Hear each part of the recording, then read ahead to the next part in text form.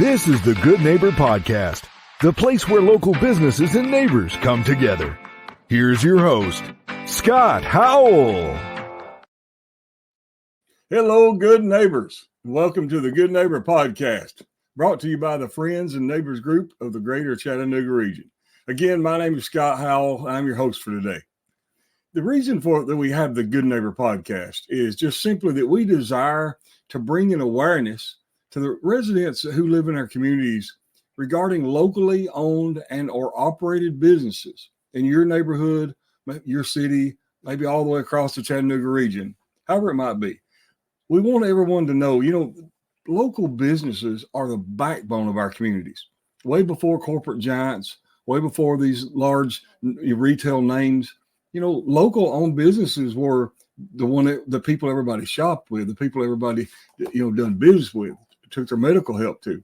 And so we just want to keep that in the mind's eye of all of us, that we could continue supporting local businesses. And of course, every local business has a story to tell. And here at the Good Neighbor Podcast, we just want to help them to shout it loud and proud, so all you good neighbors out there can hear. And today we've got one of our good neighbors here that not only lives here, but also has a business here. And we'd like to introduce her, Dr. Rai Harris. Yes. And she is with Skyline Chiropractic. And so we'd like to introduce you today. Dr. Rai, we're glad to have you on the Good Neighbor Podcast. I'm so happy to be here, Scott. This is going to be so much fun. Yeah, absolutely. We were talking before we started recording. I was trying to get her name right. If y'all that don't know, it's spelled R-A-I. And I just want to make sure I had it right. And she told me it was, what was it you said? I say rye like the bread, but since I moved to the South, people told me it's actually rye like the whiskey. So, depending on the person, you got to see what's better to pronounce it. Whichever one you like, raw bread or rye whiskey. That's Dr. Rai. We are glad to have you, Dr. Rai, and looking so forward to hearing about, all your practice and all your journey and all that you do. But before we jump into the business side of it, I like to give you an opportunity, if you want to say a little bit about yourself and your family. Oh yeah. That's really exciting. I don't think I've ever been asked that on a podcast before. I feel like people usually jump right into let me talk about your business. So that's really exciting. Yeah, I am 32. So a lot of people find, and our business has been open for 6 years. So my husband and I were really young when we opened our business, which was a lot of fun, had a lot of hurdles. We have 2 daughters. They are 5.5 and 1. Oh, wow. Yeah, they're so cool. The coolest kids. I feel like everybody probably says that about their kids, but we're overly obsessed with our kids. We love them. Nothing wrong with that. Let's see. What do we like to do for fun? My husband is a gamer, so we like games. We really love sports. That's kind of our jam. Okay. So we're big Mizzou fans. It's football time, so we're big Mizzou fans. We can be converted to Vol fans since we live here. So we root for the Vols. Since we're here, we think Neyland Stadium is one of the coolest places on earth. So yeah, we like all sports though. We've been to some softball games at UT. We have yet to go to a Titans game or a Falcons game or anything like that. But we have gone to a lot of college sports, been to a couple of UTC games of various sports. So yeah, sports are kind of our thing apparently. Hey, whatever someone likes and enjoys and they can do with their family, and that's great, Yeah. And you're talking about you're big Mizzou fans. Now, a lot of people might wonder why, but you moved here from Missouri, right? I did. My husband and I are originally from St. Louis, Missouri. We actually grew up about a mile away from each other, and we were actually dated in high school. So we are both literally from the same part of town. And then we moved here together. But yeah, we are originally from Missouri, so big Mizzou Tiger fans. So go Tigers. Throw that in there. I understand that. I was born and raised in Alabama. And so I tell in Alabama, of course, you have the Roll Tide and you have the Auburn Tigers. Yeah. And I'm a Tide fan, but I tell people I'm also, being originally from Alabama, I'm also an Alabama lover. So as far as the sports goes, so if if Auburn is not playing Alabama, I'm for Auburn. Yeah, but absolutely. Auburn, Alabama's playing. Sorry, all you Tigers out there, but I'm a Tide fan. Yeah, But I and get you have that. to be specific living like now that we live in SEC country, because back when we were in St. Louis, there weren't a ton of SEC teams around. So now that we're like here in SEC country, we have a lot of shirts that say Tigers on them. And from far away, the navy blue and the black can kind of look similar. So Right. people are like Tigers. We're like Mizzou, and they're like, oh, okay. That's funny. Now, you what brought you here from Missouri? So when we were debating on where we were going to open our practice, so my husband's not a chiropractor, but he knew that he wanted to work in the office with me. So we have a different type of chiropractic office than people usually think of. We are actually preconception, prenatal, and pediatric. And so Really? So when I told him that he was going to get to play with kids all day, he was like, sign me up. He was like, that sounds like the best job ever. He was like, this is great. I was like, yeah, I just need you to like entertain them, make sure that like while they're getting adjusted or their siblings are getting adjusted, like we don't have to, there's not like just children running in circles or doing whatever. And he was like, you mean to tell me it's like a glorified babysitting gig? He's like, I'm down, easy. So when we were deciding on where to open, we knew that we were kind of over Missouri, especially when you have this opportunity in front of you to literally when the world is your oyster, right? And you're like, if I could live anywhere in the world, where would I live? And we got some really, really great advice from tons of mentors at the time that said, look, you don't have to open your practice there just because you're from there, because you live there. Like, figure out where you want to live, where you want to raise a family, where you're going to be excited to be every day, and open a practice there. Like, don't just open it like here because you live here. And so we made a huge list of like things we wanted, things that were that we absolutely wanted from where we lived. And ironically, my husband and I are very similar, but our lists were totally different. He wanted like mountains and outside things to explore and lakes so he could like go fishing, and he wanted to be like, if you can't tell, we like to get outside. So he wanted to he wanted the opportunity to hunt if he wanted to, or fish. Like he just wanted all of these options. I really like a city. Like I love getting outside to go to like a farmer's market or just like walking around and seeing the sights and like seeing old buildings. And I think that is really fun. And so I said, we should move to like Connecticut, outside of New York, like lots of old buildings, lots of people. This is going to be awesome. And he was like, I think we should move to Denver. Like lots of mountains, lots of like cool nature. And we were both like, okay, those things don't really jive. So we had to pick the things out of those cities that we really enjoyed and that we were really hoping to like experience and continue experiencing for life. And as we were making that list, ironically, we were driving to a wedding in Atlanta from St. Louis, and we stopped in Chattanooga because we saw all of those ridiculous Ruby Falls signs. Like if you've been here and you're just like driving down, they happen every 5 miles. So we were like, okay, what is this Ruby Falls thing? Like, we have to stop because apparently everyone's obsessed with it. I'm so thankful for those Ruby Falls signs now because we stopped and we were like, wow, this is a really cute city. Like, let's just explore. And we happened to be driving up Lookout Mountain to go to Ruby Falls. And my husband, Jake, joked. He said, oh, look, there's an office space for lease. We should look at it. And I was like, oh, you're funny. And then we drove back down the mountain after we saw Ruby Falls and we were like, but what if we did open here? Like, I don't know that I want to open my business on a mountain, but what if we did open like in Chattanooga? So we drove around. On our way back from the wedding. We stopped again. We had to go to a conference in Atlanta. So we stopped again. We ate at Champy's downtown on MLK. Yeah. Oh my gosh. Like, we walked around. We went to Clumpy's. We stopped at the Choo Choo. We did all the like really touristy things downtown Chattanooga. And we were like, wow, we really like it here. This is really cool. Like, we could see ourselves here. And so, then we were kind of stuck. Well, I tell you what, you picked a fabulous city. We really did. This whole region is just beautiful. And it's all the things that you mentioned on both your lists. I mean, it just checked them all off. It sounds like, and it's a fabulous place, and glad to have you. Glad to have you here.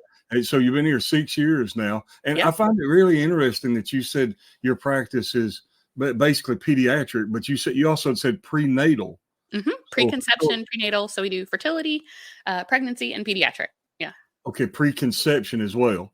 So is that when somebody maybe is having difficulty conceiving? Is that kind of what that's about? Yeah. A lot of, so there's really two facets that people come to our office for preconception. Sometimes it's difficulty conceiving. So like they've had previous fertility issues as far as like maybe they've tried IVF or IUI, or maybe they've just been trying naturally for a long time and just can't seem to figure it out. So there's that stance. There's also what we call our Healthy Human program, which is, hey, I'm looking to have a baby, but I just want to make sure that my body, my husband's body, that our baby is going to be the healthiest that we can help and that we can figure out. So it's people that really just want to set their child up like genetically and functionally for an incredible life. And so they look at their health prior to conceiving to make sure that like, hey, are all of our ducks in a row? Are we doing everything that we need to set our child up for success in the future? Wow. I have been privileged enough to interview several chiropractors, but no one that's actually practicing from that point of view. So that's very interesting. Yeah. I didn't even know that was, if I could use an old Southern phrase, I didn't even know that was a thing. Yeah. So, so how did you decide to become a chiropractor? Oh gosh. So that's a really long story that I will save you the shortened version of, but you tell whichever part of it you want to. Well, I originally was going to go to med school. I had literally said from the time I was about 7 years old, people told me I talk too much, which is why podcasts are really great for me. They have always told me I talk too much. And so from that time, I said, you know what, Mom, I'm going to be a lawyer or a doctor, because when doctors talk, people should listen, and lawyers just get to talk all the time. So apparently one of those two professions is for me. So I've said that since I was really little. And once I got to undergrad, taking the MCAT, applying to medical school, you know that feeling, Scott, when something just like doesn't sit right? Things are going well, doors are opening, but it just like, it doesn't feel good. Like something feels off about it. Yeah. And so I was applying. I took my MCAT. I got into I even got accepted into a really great program at our school that helped 5 students really, really buckle down to study for the MCAT. It was like our school investing in these students to say hey, we know you're going to do really well, so we're going to give you this extra attention on the MCAT. I mean, I was really blessed in that I had a few scholarships for that I was able to take advantage of so many really, really great opportunities to study and do interview prep and do really well for all of my med school admissions.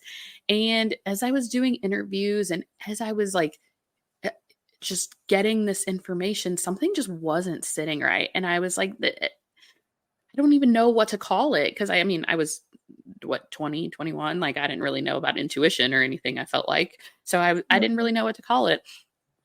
So one day we were at our pre-med club, and a representative from a chiropractic school came to talk to our pre-med club, which, tracks, makes sense. And she was asking me what my plans were and where I was going to school. So I was telling her about my most recent medical school interview and how that was probably the school I was going to attend. And we were kind of going on about it. And she was like, really? I actually wanted to go to a DO school. And she said, well, why do you want to do that? And I said, there's something about that DO profession and healing with your hands that I think is incredible. And she said, I don't mean to overstep, but it sounds like you want to be a chiropractor. You just don't know what chiropractic is. And so like any 21-year-old, I was supremely offended. It's like, excuse me, you don't know anything about me. Yeah. How dare you tell me that you know more about what I want to do with my life than I do? Because like any other 21-year-old, I apparently knew everything there was to know. Oh yeah, everything. Yeah. You should have been applying to NASA. Yeah. Yeah, exactly. So I listened to her presentation about the school, and I was like, dang it, she might be right. Like, as she was presenting about it, I was like, wow, that does kind of sound like what I want to do. So I pulled her aside, did apologize for all the listeners out there, and was asking her a little bit more about that particular school. The school happened to be in my hometown, which made, like, Wow. because that was a late transition, Yeah. because at this point, most people that, like, apply to med school and things like that know, like, if you're already applying and interviewing for med schools, we were, like, well into my senior year at this point. So I was Okay. Okay. like, oh gosh, we got we got to go, Yeah, right? hurry up.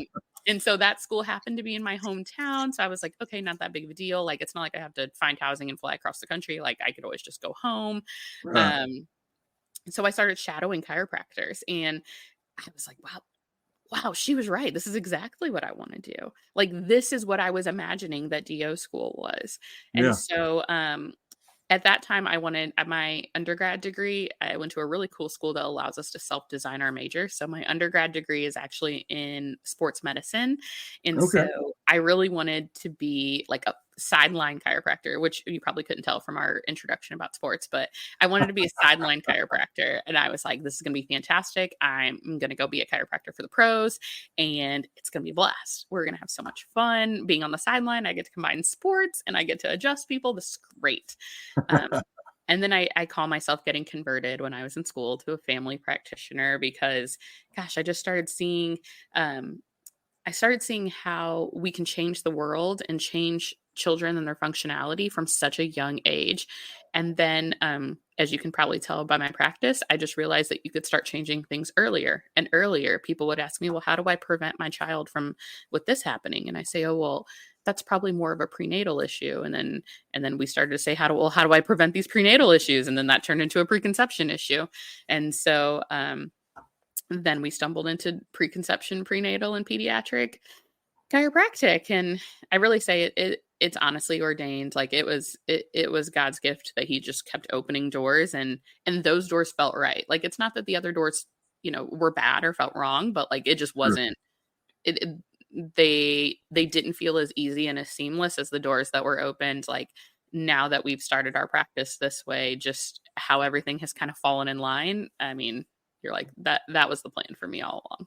So by the time that you actually opened the practice, did you know then that you were going to be in that specialized field, or did that kind of come later? Or yeah, so when we opened, I would say we were more family centered and more family focused.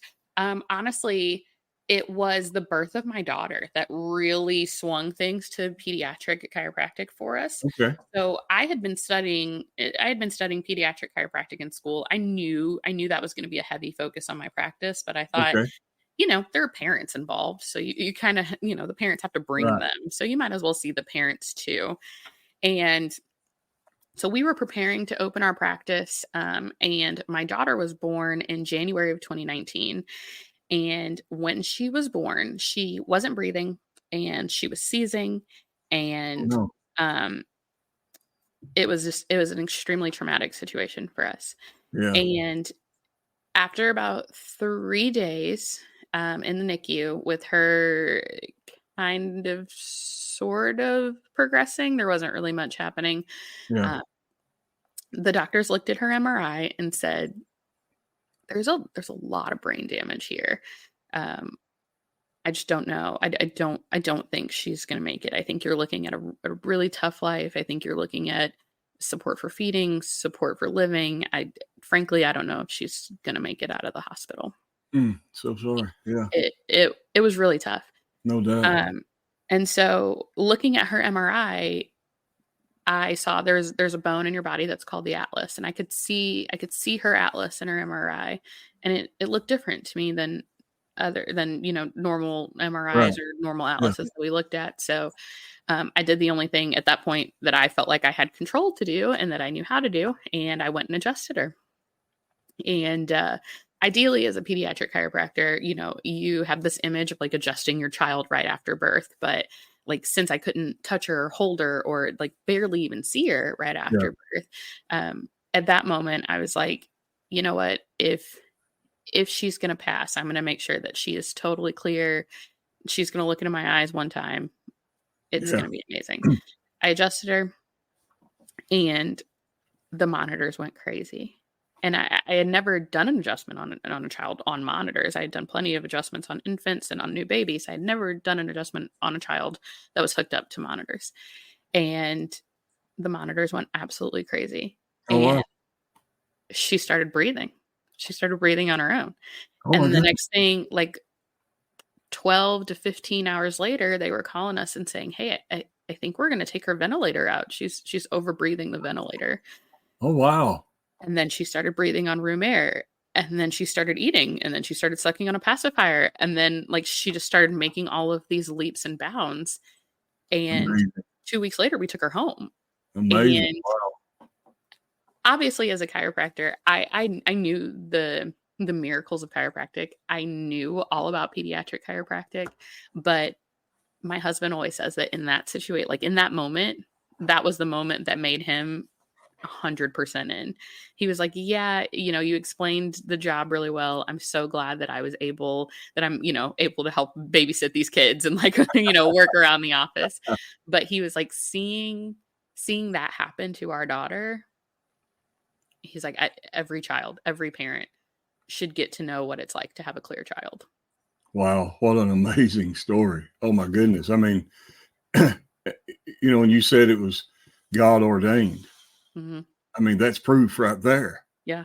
It's quite possible if you hadn't sought the field that you're in, Mm-hmm. that you'd have been telling a totally different story today. Exactly. I mean, wow. Who can argue with that? Right. Right. Wow. Man, I just want to stop a minute and cry after hearing that. Wow, that's amazing. It is. And now we get to show people pictures of Kaya, and I mean, she has her deficits, and she is in a wheelchair, and she's a little bit nonverbal. I say a little bit because now she's like 5 and fiery, and she doesn't have words that most people can understand, but we understand her perfectly. Yeah. Yeah. And so, now she's like, mostly typical 5-year-old and yelling at people and pushing over her sister. And she is not ambulatory, so she doesn't walk because she has some spasticity issues in her legs, but she crawls like a mad woman.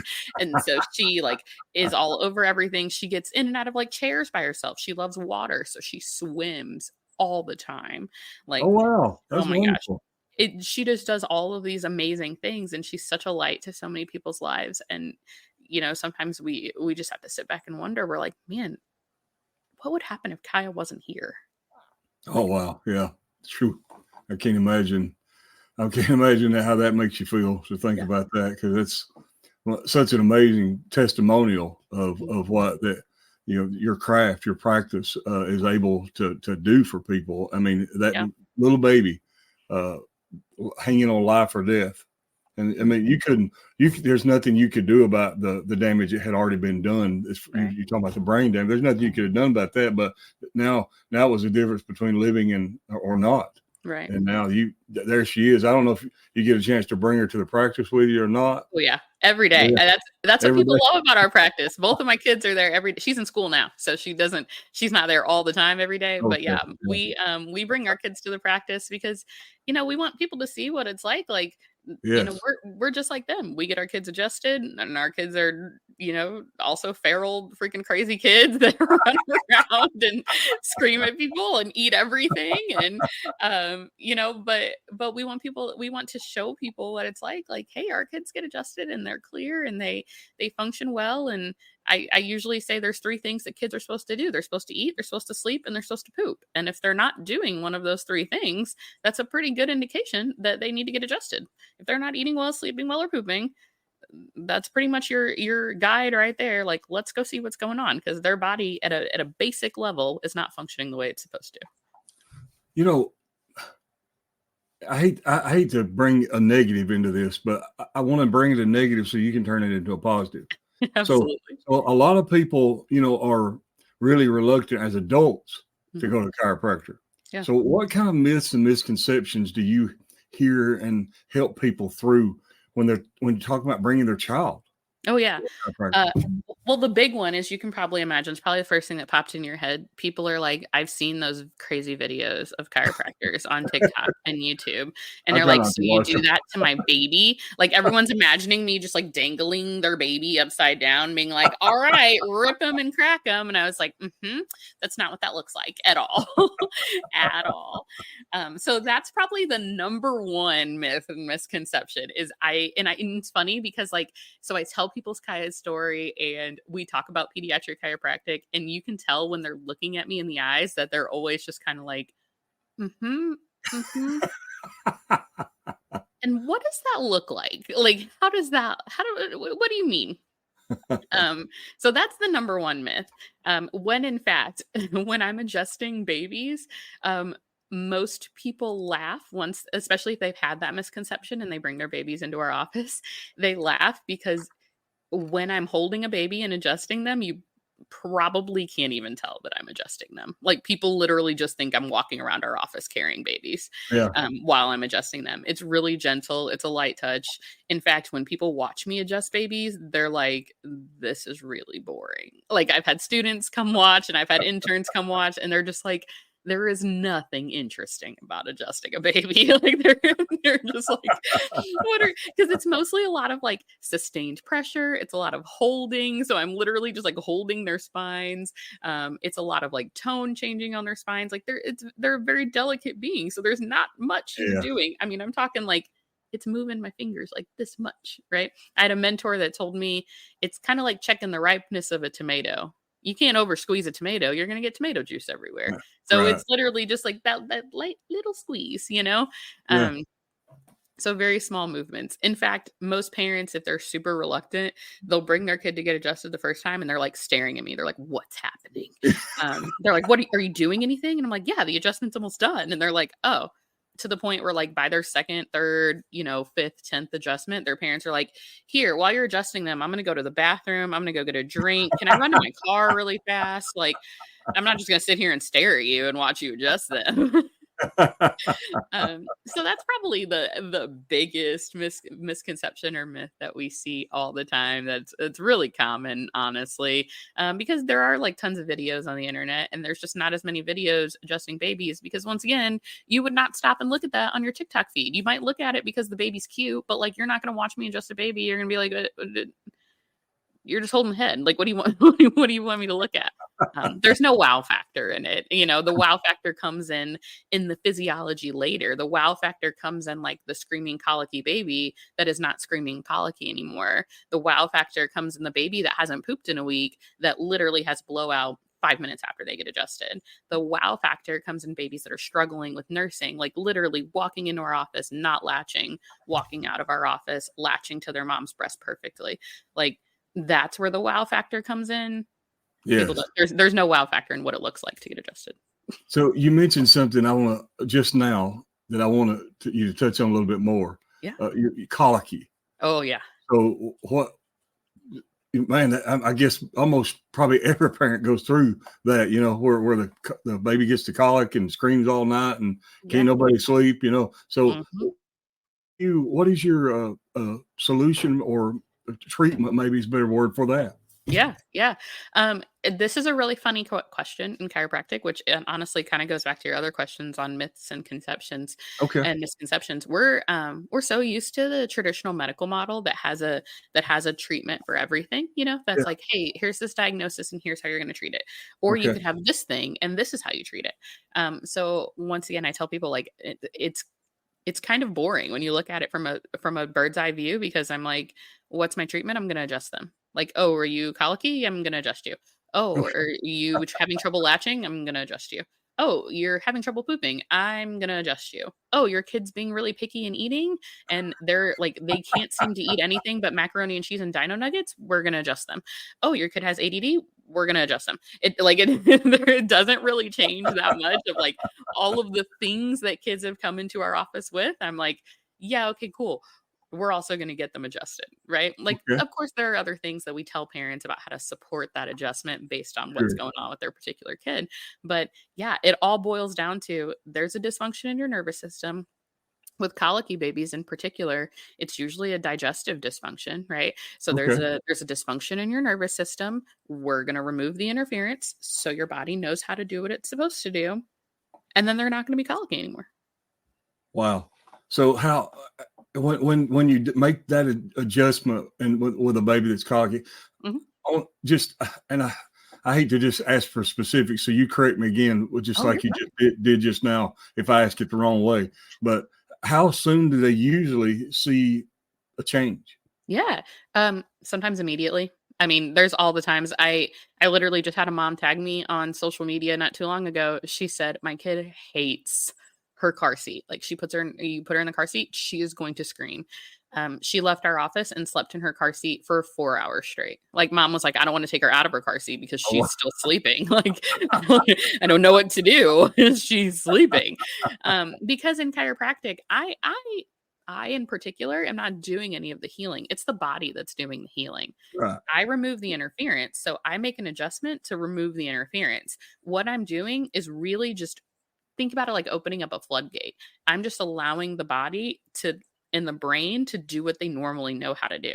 There has never been a human body that goes, you know what I really hate doing? Basic functions of staying alive. Like, I really hate being able to eat. I really hate being able to sleep. And I really hate being able to poop. It's terrible. I would never want to do that. Like that said, nobody ever. The human body at a basic biological level wants to continue to survive. That's Yeah. that's how biology's continued to go on. Yeah. And Yeah. so if we remove the interference from that particular organism, right? Let's remove the interference, their body biologically is going to do what it needs to do to survive so that it can procreate so that the species can continue. So That's a good way all of we're putting doing it. is removing the interference. Yeah. I love the way you explain that, removing the interference. I Mhm. love that because sometimes, just like you said, you see these videos out there where you hear all the cracking and the popping, and you hear all these things, that people making remarks about being adjusted. But when you explain it that way, and just removing the interference so the body can work like it's supposed to, that makes total sense. Yeah. I mean, that just kind of opens your understanding to say, "Oh, wait a minute, okay, I Yeah. see now." Yeah.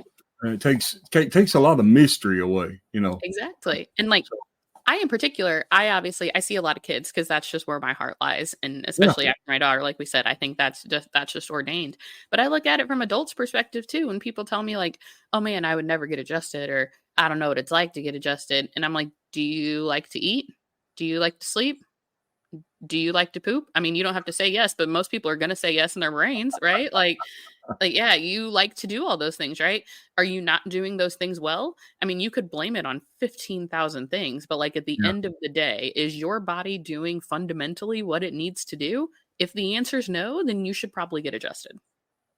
Okay. So, and one more question Yeah. about the children's aspect, or not the children aspect of it, but the other side of it. So, if a parent needs adjusting, do you have someone you refer them to, or do you do that yourself, or how does that I work? mean, at this point in time, we take care of our parents too. Okay. Um, Okay. they're the only people, honestly, I'll be totally honest with you, Scott. The only Yeah. people who feel really awkward in our office are single men because they come in and they're like, everyone is either pregnant or has a baby or is like in a couple that is actively trying to have a baby in this office.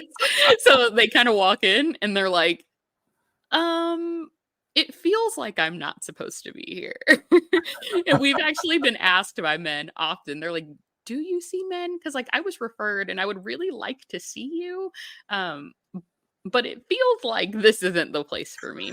So I I will usually see them. Like I don't enjoy turning people away. I will see them, but some people have found like they're like, I don't mean this in a terrible way, but like, is there anyone you can refer me to? Because this just doesn't feel like like I like the aspect of chiropractic. This just does not feel like the fit for me, which is totally fine.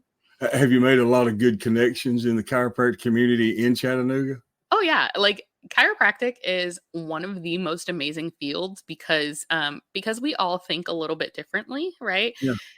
We're all friends.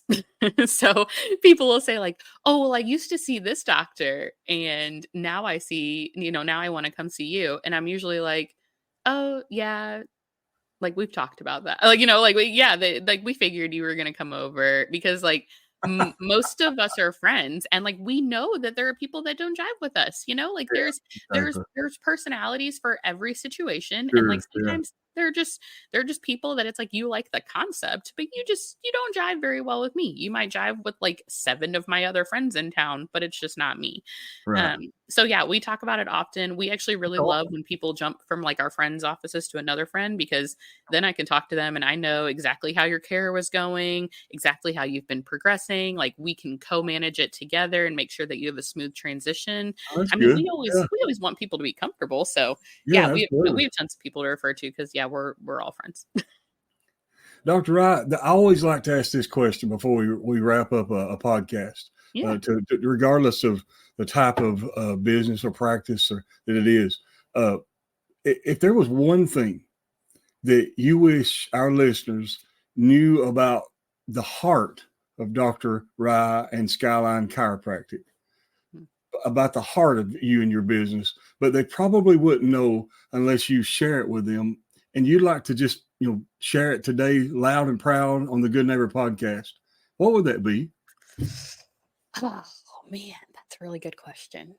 Um, I think for us, and I'm going to speak for my husband too, because he's usually like the spokesperson of our office. Okay. Um, I would say it's that we have a heart for the kids in our community, Okay. and the kids of the future. I think we are seeing now, because we have so much access to social media, we are able to really see how the world is progressing on a generational stage. And I think this is the first time in life, in human existence, that we've really been able to see that, because we can see multiple generations interact with each other, and we can see the way that they are going to commit to the world. And I think that has just increased our passion to say, like, we need to take care of our kids, because our kids turn into the people that are going to take care of us. And so if we're going to pass the torch along to them, because, this is actually the first generation of kids that, I don't know if you know this, Scott, that is not expected to have a longer life expectancy than the generation previously.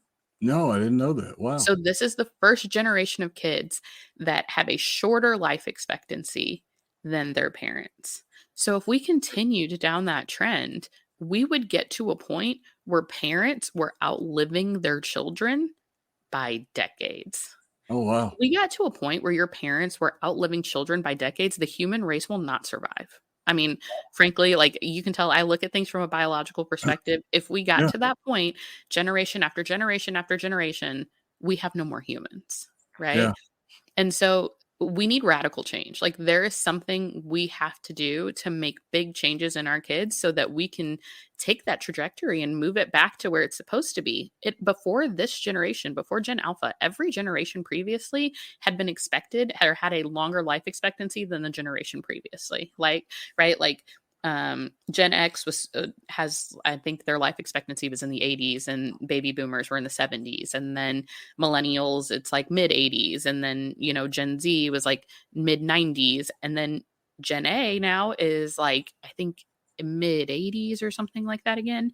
So it's not a huge trend difference in this like in this particular generation, but holy cow, if we don't make a change soon, that's a problem.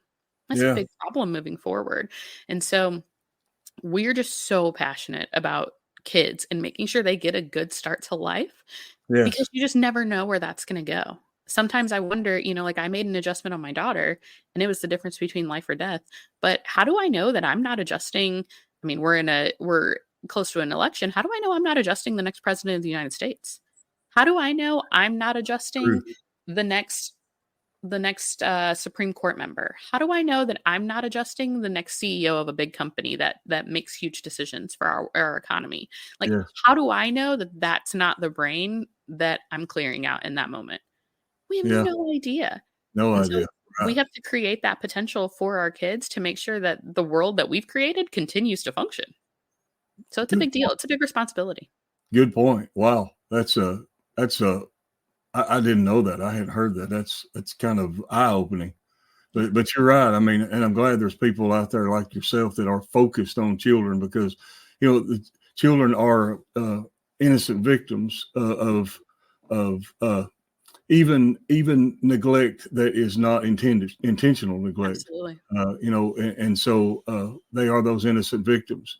I've thought about before, the big debate about seatbelt laws. Why should I be forced to do something as an adult? But then when it comes to putting babies in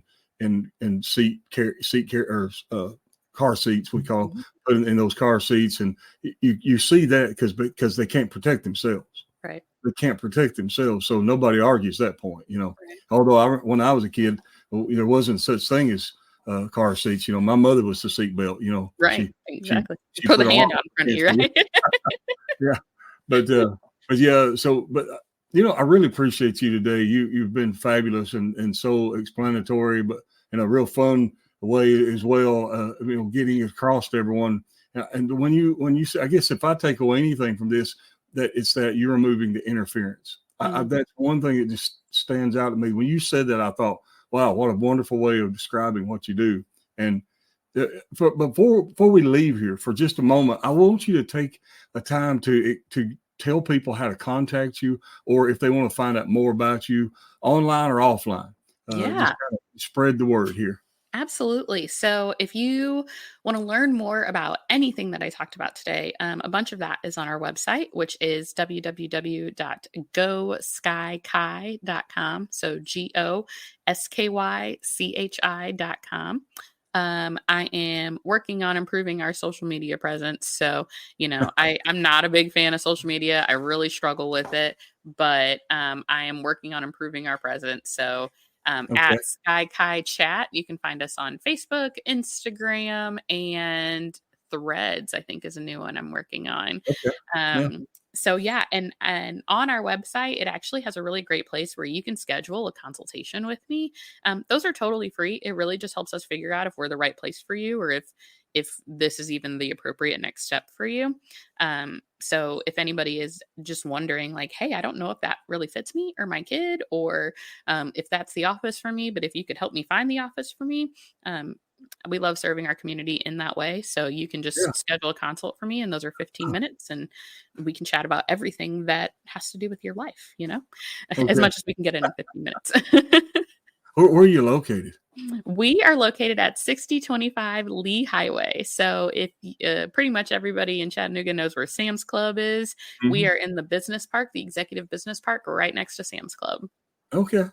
Great. Good location too. Easy to find. Yeah. Yeah. Right kind of in the middle of the city, Well, Dr. Rai, it has been a pleasure talking to you today and hearing all about you and what you do and your family and your daughter. That was an amazing story. And thank you for just going into all the detail that you did today. I know that people are going to enjoy listening to this episode, especially if they have children or grandchildren, or even anticipating having children in the future. So thank you for all this good information.